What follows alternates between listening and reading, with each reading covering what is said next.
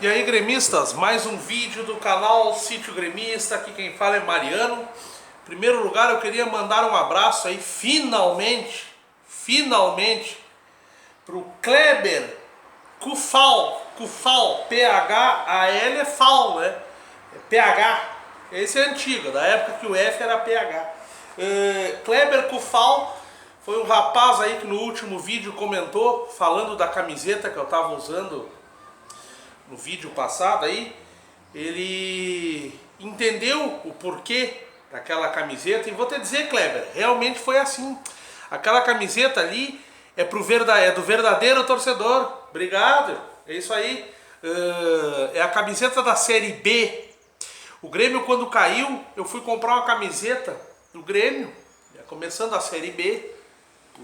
Tem que acompanhar, né? Tem que estar com o time na boa e na ruim. E eu me lembro até que uma pessoa no local que eu trabalhava falou: mas tu tá ficando meio louco, tudo. Eu falei: por quê? Ah, tu vai gastar tanto na camisa, o Grêmio tá na Série B. Eu falei: e daí, brother?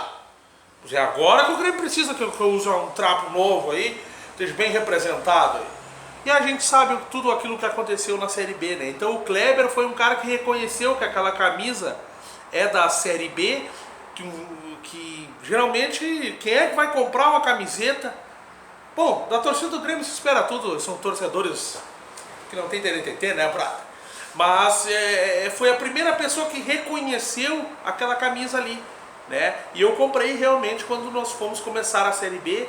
Me lembro, Grêmio e Gama e Grêmio, 2-1 pro Gama. Ó, a meteção de mão lá, arranjaram a vitória pro Gama e eu pensei: essa Série B vai ser foda, né? Aí depois a gente sabe tudo que aconteceu, a manifestação de Deus, né? Quando Deus, aquela batalha dos aflitos ali, não é nem... é quando Deus vem na terra e mostra o seu distintivo, entendeu?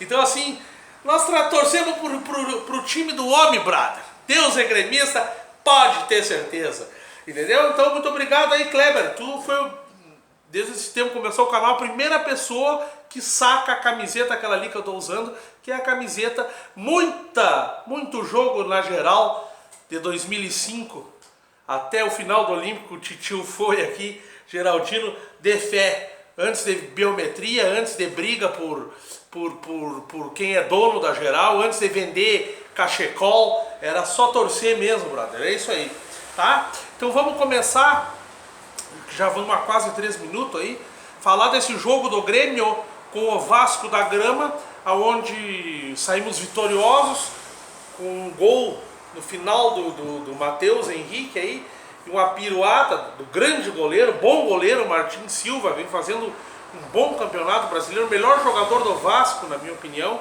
né? Falhou, e aí problema é dele.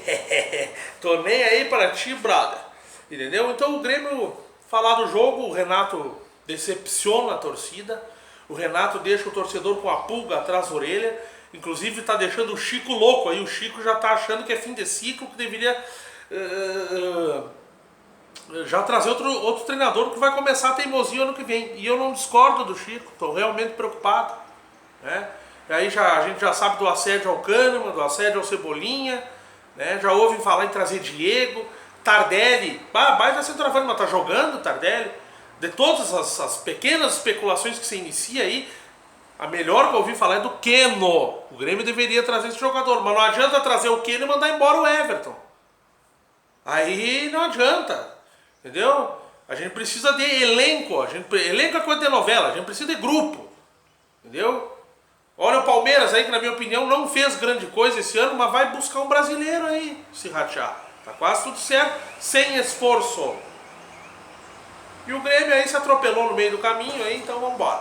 Tá, então o Grêmio começa com a formação esdrúxula, tentando fazer o Maicon meia de novo, com Michel, Cícero, né, cheio de volante, e não é por aí, minha gente. O Renato, de novo, depois de tudo aquilo que Matheus Henrique e o Jean-Pierre fizeram na meia cancha do Grêmio, ele inventar com o Cícero de novo, aí é pra matar o torcedor. Ele quis dar consistência ao meio campo do Grêmio, coisa que não aconteceu. Ele deu lentidão, consistência nenhuma, pois nós tomamos fomos para cima desordenadamente, lentamente, o que deu um contra-ataque ao Vasco, que não teve consistência nenhuma, e caixa do Vasco. É isso que acontece. né? E o Grêmio, a sua principal figura, na minha opinião, no primeiro tempo, fica a cargo de Léo Moura, que conseguiu jogar à extrema direita, vários cruzamentos para a área, o Grêmio cruzando muito para a área e usando o artifício de ter um Jael, né? Inclusive, milagre, cruzaram para a área e o Jael faz o gol de empate aos 20 minutos, né? E o Vasco tentando jogar no meio-campo do Grêmio, muito povoado, mas muito desordenado e lento. Michael jogou bem a primeira partida, tentou tapear a bola para lá e para cá, mas não é a função dele, matou, tanto que no segundo tempo o Michael ficou com a língua de fora. E já volto a dizer aqui, torcedor, uma dessa meia cancha do Grêmio é Jean-Pierre e Matheus, né? Michael no banco, não aguenta mais 90 minutos, é vovô, é um baita jogador, né? Ou alguém que dê suporte a ele, né? Bota o Mateuzinho ali, o Michael, lá adiante o Luan quando voltar, o Jean-Pierre, não sei, mas esse meio campo, volto a dizer, Cícero. E vejo ainda pessoas idiotas aqui, cara parece que é cego, volto a dizer, eu sou vesgo, eu não sou cego. É quem acha que o Cícero tem uma boa função no Grêmio, então assim, cara, casa com ele, monta um time de futebol e contrata. Pelo amor de Deus, não é nada contra o jogador, mas essa cadência que ele quer dar ao meio campo do Grêmio não adianta, o Grêmio não tem jogador veloz, não marca ninguém, perde bola, empurrão derruba. Então assim, o Renato de novo voltou na insistência de insistir com Cícero no meio campo. Paulo Miranda fez uma excelente partida mais uma vez, que nos faz pensar de novo no nosso treinador, né? Como é que pode o Paulo Miranda ser reserva do Bressan? E aí você vai uma Libertadores, esse tipo de brincadeirinha aí, de palhaçadinha aí, né? Então assim, conseguimos um empate no primeiro tempo, o Grêmio jogando muito pelos lados do campo, principalmente com o Léo Moura. Léo Moura, além de tudo, aquele advento que eu falo que ele tem, vindo para o meio, dando suporte ao Michael, né? Sendo meia do time do Grêmio, ontem era Léo Moura, inclusive, tá? E o Grêmio aos trancos e barrancos, com muita insistência, jogando em casa, e o Vasco ainda tentando pressionar o Grêmio pelos laterais e muito pelo miolo, no contra-ataque, no miolo de área com o Galhardo, que fez o gol, tá? Bom jogador, né? E esse time fraco do Vasco conseguiu dar um aperto no Grêmio aí no primeiro tempo. No segundo tempo, o Grêmio vem com a formação um pouco diferente, começa a mudar jogadores, o Renato enxerga, entra Matheus Henrique, e Jean-Pierre, e aí o time começa a fluir, né, meu gente? O Vasco abdica de jogar, abdica de... Só um pouquinho aqui, deixa eu ver uma coisa. Tá. O Vasco abdica de jogar, tenta segurar, e isso é normal. Um time que está ganhando do Grêmio na arena, né? E o Vasco tanto recua,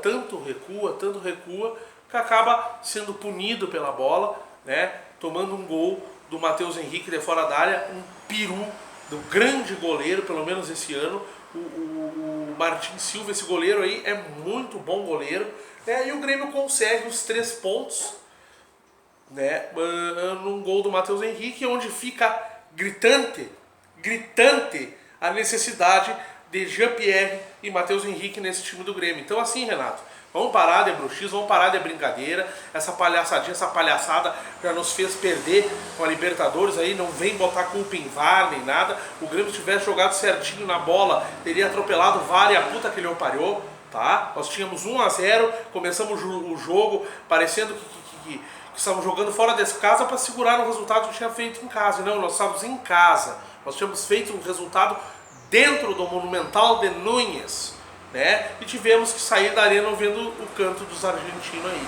Então assim, o que fica desse jogo é a recuperação do Grêmio, a entrega do Vasco, entregando o resultado, que o Grêmio recuou demais, né? E a melhora que teve no time do Grêmio com o Matheus Henrique e o Jean-Pierre aí, que apesar de balaqueiro pedindo passagem. Outra coisa, o Everton tem que voltar ao ritmo de jogo, aprumar o pé dele. Até esses dias vi um comentário de um cara, o Everton faz cagada e todo mundo passa a mão por cima da cabeça. Não, não é isso, cara. Mas o Everton é um dos melhores jogadores do Brasil no momento, né? Tem o direito de errar. Aquele jogo lá na Libertadores, ele errou aquele gol, cara. Se ele estivesse jogando o tempo inteiro, tinha feito um gol. Aí tu tem o Everton no banco, numa semifinal Libertadores, porra.